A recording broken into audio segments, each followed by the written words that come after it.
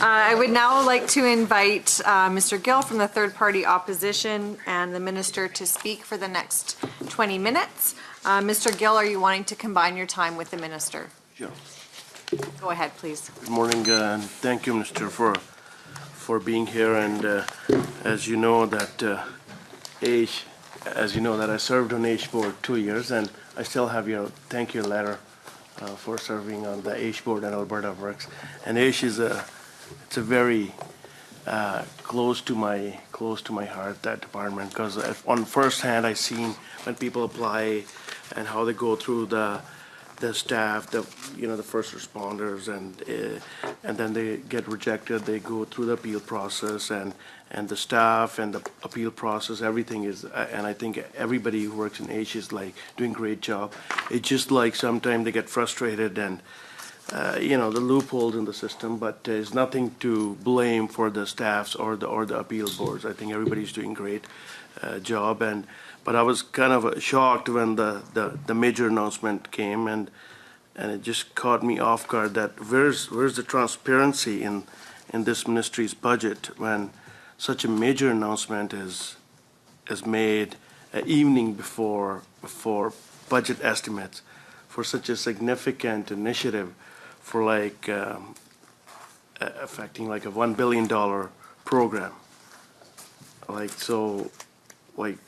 Don't you think, Minister, that you find that it's disrespectful to opposition? And I mean, at the end of the day, we're all here on behalf of Albertans, and I think whether we're different political stripes, I think everybody would agree that we want the best for Albertans here. Mm-hmm. And I think I found it don't you find it very disrespecting towards the opposition members which are and our staff members and research who are scrutinizing this budget in a good faith? How would you feel if you're in opposition side and bringing a major announcement, not even a 12-hour before estimates? I think that report was released in November. And October or November, yeah, sure. October and November. Yeah. And I guess I was not sure if opposition was following it that closely. I didn't get any question during this last month of session that what's going on with that report. And I was working on it. It was complete. Mm-hmm. And it was time to release it to all Albertans to see what we are doing on this program. It's, as you identified, it's an important program. It's a big support system. Mm-hmm. And I needed time more than what I initially thought it might take to make sure that we get this right. And that's the program, that's the plan that will help us improve this program. And I was hoping that everyone should be happy with that. No, I hope that your recommendations will, when these come in play, and then I'll make the system more efficient. And so you're saying it wasn't intentionally released last night? The action plan, the new. At least I would say that I didn't turn my mind that it will be something that opposition will perceive it this way. Okay, so I was more more excited to release it as soon as it was complete. Take a moment to thank the member for your question and the minister for your answers, but I'd just like to remind everyone that we're here today to talk about the consideration of the Department of Community and Social Services, the estimates of 2017, 2018. Let's all try to keep our comments to the topic at hand. I know that all members of this committee, and indeed any member of the public tuning in today, are absolutely eager to hear us review what has been referred to for us to review for the 2017, 2018 estimates. As that is what this committee is supposed to be dealing with, I would like to remind all members to do so. Thank you, Madam Chair. So, Minister, what is the specific cost of implementing the AISH action plan in the budget? I'm sure you must have a breakdown of that. Basically, AISH program, if we go to the line item,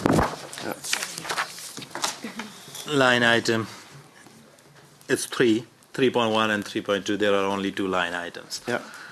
And we have increased AISH by $71 million, that program line item, over the last year budget.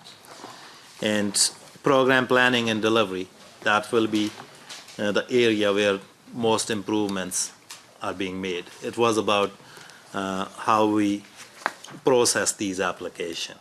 And we know that there were long-standing issues within this program with respect to its application, that it was a two-step process. When you will get general eligibility, I'm very financial eligibility. I'm very much and familiar with that, yeah. You would know that. Yeah. So it's just using that program planning in a way, those resources in a way, that we are able to merge those processes into more efficient process. So we will use the existing resources which we use for program planning and delivery to make sure that the processes are simplified and are more accessible to Albertans who are wanting to get these. So, Minister, you're saying that there will be no cost increase with the AISH action plan? The one got released yesterday? This will help us improve process, No, I'm just talking about cost. how we process the application. No, I'm just talking about the budget from budgetary point of view. So this AISH action plan, is it going to impact the budget, yes or no? Whatever the changes that are proposed to be made in terms of process contained within that document, that will be absorbed within the existing budget around program planning and delivery. We won't have, we won't need extra, It's just about doing things differently. yeah, making more efficient. Yeah. Right? No, I agree with that. No, thank you very much, and I appreciate that, because as I said, like the member from Adri, that we don't want to go into supplementary supply 6 months from now and, saying the AISH action plan cost us X number, right? So, no. On page, thank you, Minister, for answering that. On page 31 of So business you want plan. improvement, but don't want to pay for it. No, that's great to hear that. On page 31 of business plan, under performance indicators 2.A, the number of Albertans on AISH in the expected to work category was 19,000 in 2015 and 29,000 in 2016, a difference of 10,000, and a marked difference from previous years when the numbers did not differentiate by this much. What's the reason for such a spike in year 2016, Minister? The primary reason for that caseload growth in that area is economy. That program is tied with the employment rate and all that. And we saw that due to the decrease in the global oil prices, by no fault of our government, we don't control Absolutely. that. Due to that, there was a job loss, and people were wanting more support from this program. Yeah. And that's the reason for this increase in basically that employment support category. Was the numbers. same number increase during 2008, kind of like that when we had a recession? It was. Was a similar ratio, kind of? It was percent? similar. And what is the anticipated number for 2017? Are you expecting to rise in a similar fashion, like another 10,000 next year? We are seeing green shoots in the economy, Okay. but judging it from the trends back in 2008 or those recessions, usually there's a lag when market catches up and people get back to work. We are hoping that over time, going forward with the economy getting better, with positive growth in economy, that number will slowly and gradually come down. And do we have, if the number increases, hopefully everything will, the economy gets better. I think we will all want that, so we can have people back to work. If, the economy doesn't, recover the way you're estimating, Do we have the extra additional funds in the budget for that? That's the information we have available at this point from independent institutions like Conference Board of Canada, TD Bank. All things are pointing towards positive growth, Okay. and that's the estimate we came up with the best information that was available at this point. No, that's great, and hopefully, the economy recovers. On, the many, like I attended one of the meeting. I was a substitute for Rick McIver on Child Intervention Panel, and many groups and social agencies have expressed concern about the lack of department training and experience for dealing with different cultures, cultural sensitivities with ethnic communities, and especially when it comes to the child intervention panel, it was major was indigenous groups and other cultural communities. Like, what steps is your ministry taking to address these concerns, and where is it to address this in a business plan and a department budget?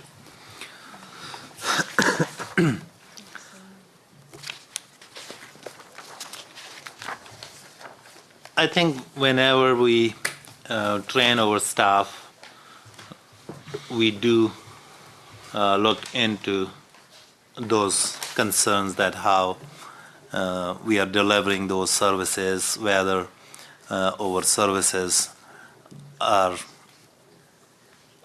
responding to the needs of diverse communities, whether our staff represents that diversity.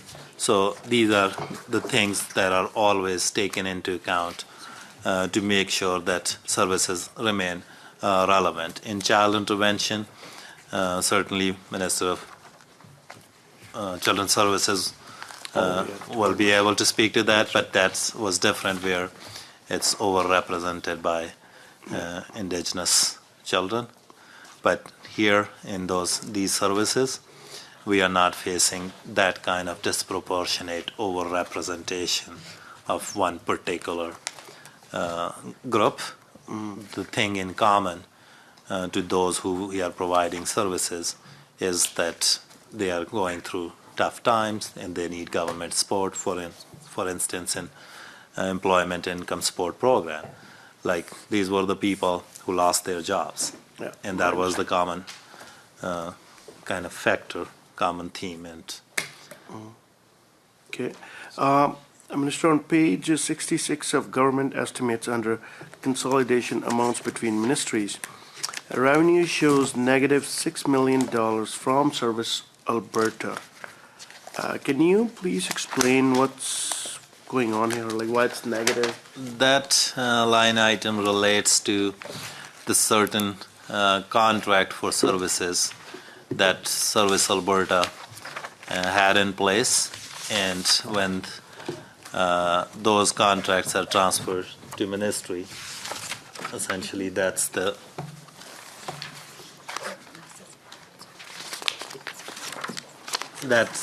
line item deals with that. So it is the capital asset that are acquired by Service Alberta and now transferred to community and social services.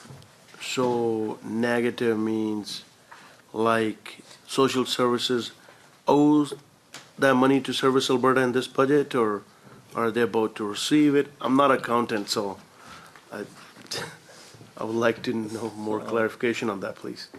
Transfer the revenue from Service Alberta and it comes into your books. So it doesn't have to It's track it. It's the transfer from Service Alberta that will be now showed in my books. No, but like why is showing negative? Like I'm not understanding. It's money owed to Service Alberta. From your department? Yeah. That's what I was asking, Yeah. and that's what I thought, but I just wanted clarification on that. On page 65 of government estimates shows that labor market development has dropped to 41 million in the upcoming fiscal year from 48 million in 2015 2016. What's the reason for spending $7 million less on labor market development, especially when we all know that, like, you know, we're going through like close to 10% unemployment or even higher in some parts of the province? These are the programs that were funded through federal programs, Okay. labor market agreements, and it's that federal transfer that are decreasing, phasing out. So that's the reason for decrease in it. It's not us decreasing anything from these programs. It's So- the federal transfers that have decreased. So if federal transfer is gonna decrease, do you think it's gonna impact our department to train and retrain Albertans?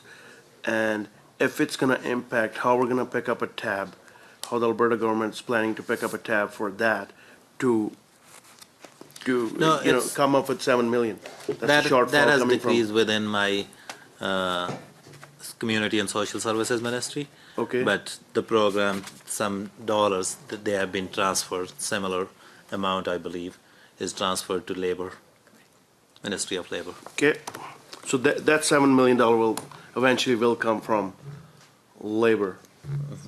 Okay, So we are working with Labor in Advance add on that one. Yeah, I So just that's wanna- the program yeah, funded by federal government, and they reside in my ministry, Labor and Advanced Education. So that's just internal reallocation. No, I That doesn't- understand. That doesn't affect I the understand. nature of the I just program. want to make sure that, you know what, our government is there when Albertans need us the most, and when the federal government's saying your funding is cut short by 7 million, at least the money's coming from somewhere from the Alberta government, and I all wanted to know that. Thank you very much. Sure thing, for that. Albertans can count on that. Yeah, well, thank you. On line item 2 on page 60 of government estimates in employment and income support, which has decreased by $2 million. And line 2.4, career and employment services is decreasing more than by $4 million. Why the funding dropped for both of these line items? Because A couple of things in that one. One is that some reductions were achieved due to the what it stands for, MAP, Management Employees Pension Plan. okay. Some reduction is due to that, and there was another initiative from federal government. Okay. There was a targeted initiative for older workers. So that funding is running out, so that explains the decrease in that budget line item. Because, like, each one of, like, contingent upon the unemployment rates, right? So these two, and we want to make sure that if you know something that I don't, that you're thinking the unemployment rate's gonna drop drastically. Which one's the line item? Okay, 2.4.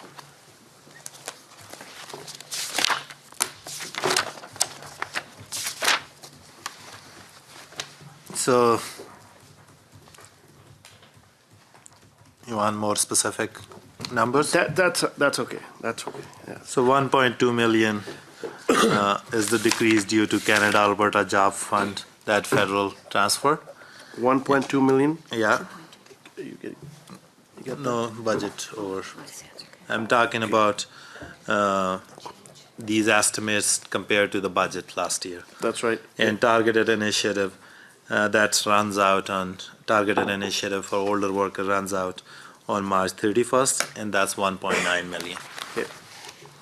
Okay.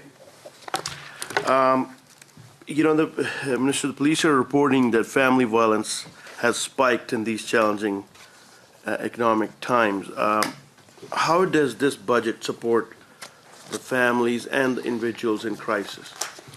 I think family violence is an important issue, and we believe that no one should have to go through that. And when those unfortunate incidents happen, there need to be supports available. No, but And not only this ministry, I can point to many initiatives that are directed at that. Within my budget, we have increased funding so we have increased funding. last year Considering by the increase 15 in- million. I hesitate to interrupt, however, to the women's time shelter allotted to for this provide that portion, support. Minister, Thank you. the time allotted for this portion of the meeting has was a expired. question. I would now like to invite member Mr. Gill from the third-party opposition and the minister to speak for the next 10 minutes. Mr. Gill, are you wanting to combine your time with the Sure. minister? That's, Go ahead. thank you, Madam Chair, and thank you, Mr. And the business plan notes that prevalence of disability increases with age. Minister, I would like to know, what is the number of Alberta citizens who identify as having a disability? I was looking at those numbers, and Stat Canada published them. I will certainly be able to provide you that number. Just one moment. It's-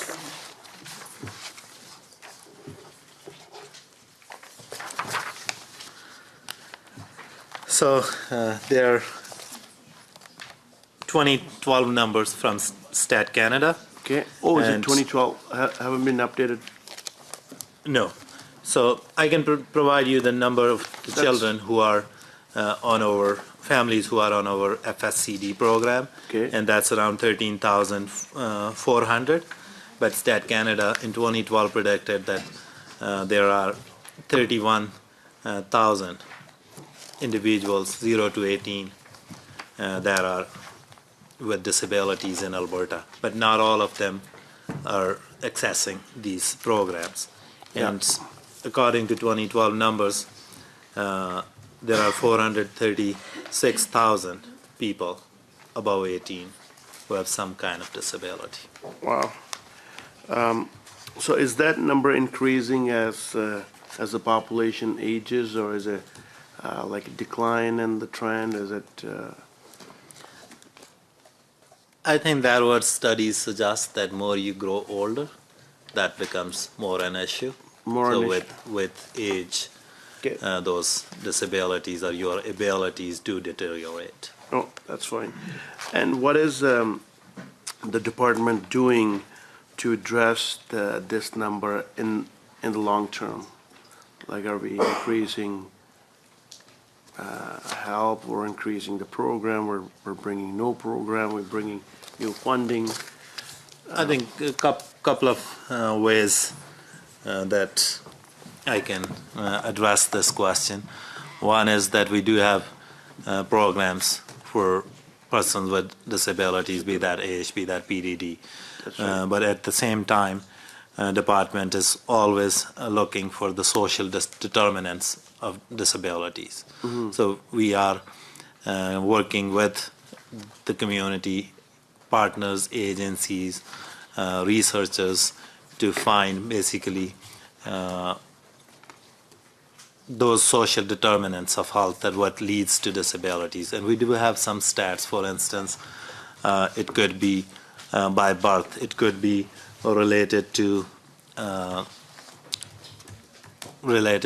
injuries and that kind of thing. Yeah. So we are always looking at it to make sure that we can also have a more proactive approach to this as well, wherever we can avoid it. For instance, fetal alcohol spectrum disorder. Government provides supports to 12 network across this province to raise awareness that if you That's drink right. alcohol during your pregnancies, that can have effect on your children, and that may not be curable. So there are a number of steps that we are taking to make sure that we have prevention in place as well. I appreciate that. Thank you, Minister. At this time last year, it was indicated that the wait list for PDD services was 413. The year before, it was 360. Can you please give me or share the number with us today? Like, what is the number today? So- And what is the wait time for service? A couple of things that I want to indicate with respect to the wait list. You said before it was 3 something and then it went up to 4 something. That's right. We have added 39 million to PDD, and wait list is not always just an issue of resources, like money resources. No, I understand. Sometimes it depends on the needs of the individual. You may approve somebody for services, but you have to wait until you find a right service provider. Sometimes it comes down to that family or individual, their guardian may have worked with someone, some provider that they want to get services from. They may not have capacity, so that increases to that too. Geographically, it's quite possible that some services that are available in Calgary may not be available in Red Deer, for Red Deer or yeah. even in Edmonton. Yeah. So there are a number of factors that add to that wait list, and essentially in every instance, because these services are for most part delivered by our nonprofit partners, we work with them to make sure that people can get the services in a timely manner. So it's a complex mix why these are created, and solution to that is that we work with the family, with the partners in the community to make sure that they get services in a timely manner. Okay. So on page 65 of government estimates under statement of operations, revenue of rehabilitation of disabled person has decreased by half, actually, from 25 million to 50, from 50 million to 25 million. Can you please explain me the decrease in funding, the reason for that? I explained that it's an agreement with the federal government for rehabilitation of disabled Albertans, and it was not signed at the time of the budget 2016, but there is no change to this agreement from last year. Okay. At the time of preparing those estimates, that agreement was not in place because it's a federal transfer.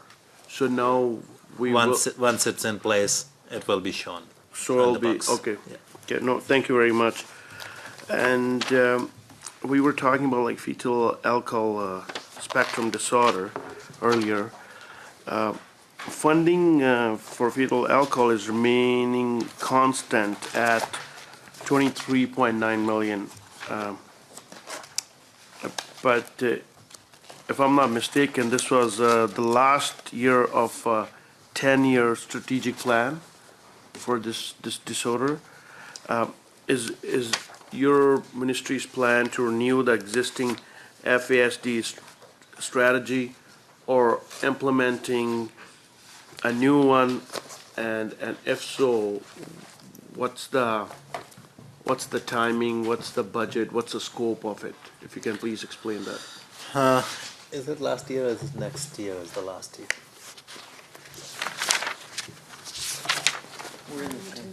Oh, okay. We are in the 10th year, and within this plan, there was 5-year mark, 7-year, and 10-year mark for the evaluation of this plan.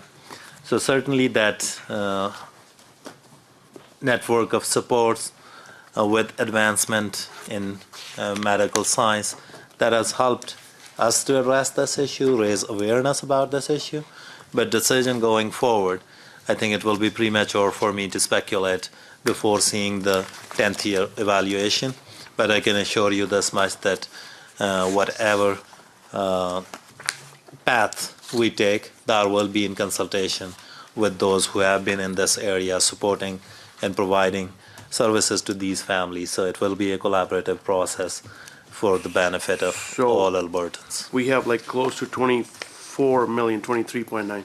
So I'm assuming that the money won't go down from that level, at least, if not gonna get increased.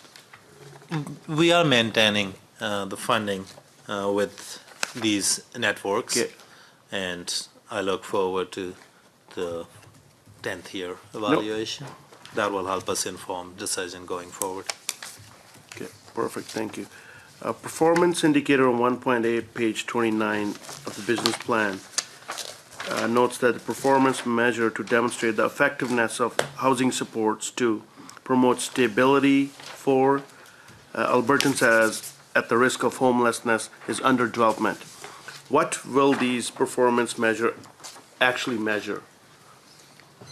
I hesitate to interrupt, however, the time allotted for this portion has expired. I would now like to invite a member from the third-party opposition, Mr. Gill, to speak with the minister for the next 10 minutes. Mr. Gill, are you wanting to combine your time? Sure. Go ahead. Thank you, Madam Chair. Thank you, Minister. I just wanted to, I was wondering, why is Alberta Works not mentioned in the business plan, or did I miss it, or is it worded differently? Alberta work is mentioned, I guess, everywhere. Is it? Maybe I missed it. Did I? Okay, no, that's what I'm saying. Maybe I missed it. That's what I would suggest, that you missed it. Okay, that's This fine. business plan is focused on providing the supports in the face of downturn Okay. to all Albertans, and that's I essentially thought what like, you Alberta know, Works like, wow, does. like we need that more than ever. So what were the call volumes and wait times in 2016 compared to 2015 due to the state of economy of our province?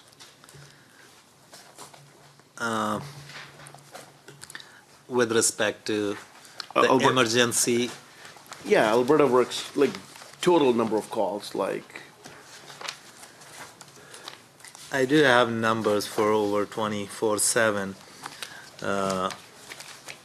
center, Okay. and like like, Minister, can you please give me like the total number?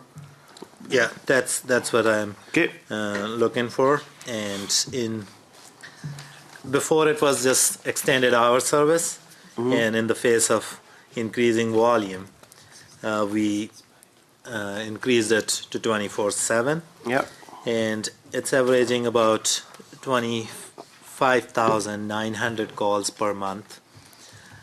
Alberta Sports Center, or Alberta Work Center, so 25,000 and it was 17,000 before. before. So almost like a 9,000. And also, in our monthly caseload facts and figures, I got advice from my officials that Table 4 breaks it down even by Oh, is that right? age. Okay, So it's a publicly available information. perfect, thank you. And can you please tell me what are the target wait times for 2017, 2018? And how is this goal is being reflected in this year's budget? Target wait times for what? For getting the services, getting the benefits for Alberta Works for this year? For Alberta Works benefit, there is no wait time. Basically, I know, because there you- majority of them are like on you go emergency in and you get emergency the service. services Yeah. Okay. almost So, majority of the like, time even same the day. what I was trying to ask, due to the increase in volume, so we won't, the wait time will not get impacted. No, what we did in the face of increased volume, we did 2-3 things. One, we extended the hours of operation Yeah. in high volume centers, and then we also moved the staff around from less busy center to more busy centers.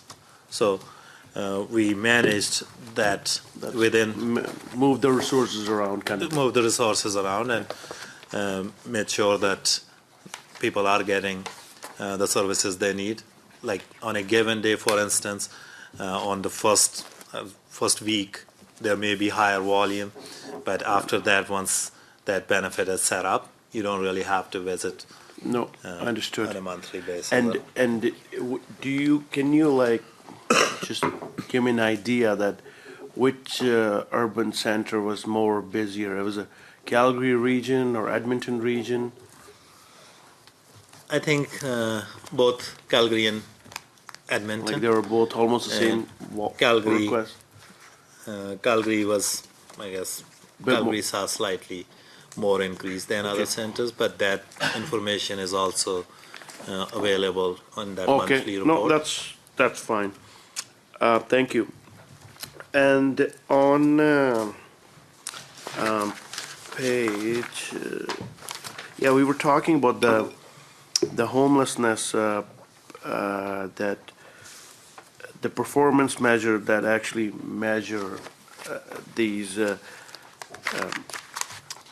support for homelessness. It was a performance indicator 1.A on page 29 of business plan.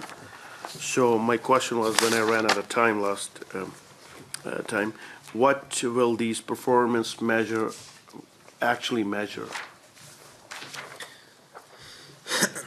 That homelessness initiative is around a housing first program, and what that program does, like it was started under previous government, Yeah. but that program does, Thank you. I guess the philosophy that provide a person with a home and Yeah. then provide him with the supports they need to keep Yeah, keep them housed, That's right. essentially. So in that area, how they measure it, if you're housed successfully for 1 year after getting those support, that means that that's what is reported and measured. But in performance 1A, are you talking about incidence of That's- low income as the percentage of population? Yeah, So that's a number, I guess, collected by Stats Canada. Yeah. Incidence of low income. That's what you're talking about. That's something that Stat Canada okay, does. So it's essentially reporting on poverty. okay. But we have taken a number of steps to address that. For instance, Alberta didn't have child benefit, Alberta Child Tax Benefit. We created that. We improved employment tax credit for the working families. So we are taking a number of steps on that front to reduce the incidence of poverty. No, thank you. And since you mentioned former government, so I thought I'd ask you about that too. So former government's 10-year plan to end homelessness was, as I think, it was a well-recognized success. What are the most recent stats for this plan? And I think that those stats on the website are a bit dated. And can you please provide us the most recent stats? The 10-year plan certainly has achieved some success, but unfortunately, we still have homelessness Of course. in our province. And Ongoing issue. there is more that can be done, and there is more that need to be done. Last biennial count was around November or December, right? It was October. They do it every October. The last count shows that there is a decrease, overall decrease in the number of homeless people in Alberta, and there can be number of factors for that as well. That may include Alberta Child Benefit enhancement to family Or people moving to tax credit, people and moving to Saskatchewan. also major investments that were ignored previously in social housing that can contribute to that as well. We are seeing some positive signs, but unfortunately there is still So homelessness. That's numbers decreasing. That's good news. certainly. That's good news. Thank you, Minister. The budget for family and community safety, line 6.3 of page 60, has fallen from 26 million in 2015-16 to 18.6 million in 17-18. Can you please explain me the decrease? What happened that in 2015, the previous government did cut this program. Okay. And were provided by Treasury Board when we became government a one-time funding to deal with that impact. So we restored it, provided that funding for the ongoing projects, but now it's maintained pretty much at 18 million. So when you were in government, it was at $26 million? When I was in government, was it at Like when 26? after- That was one-time funded funding that was provided to this program because previously it was reduced to 5 million, Oh, from 20 to 5 million. So, but after that, there is more that has been combined in this line item, and that is, I can give you the details. Thank you.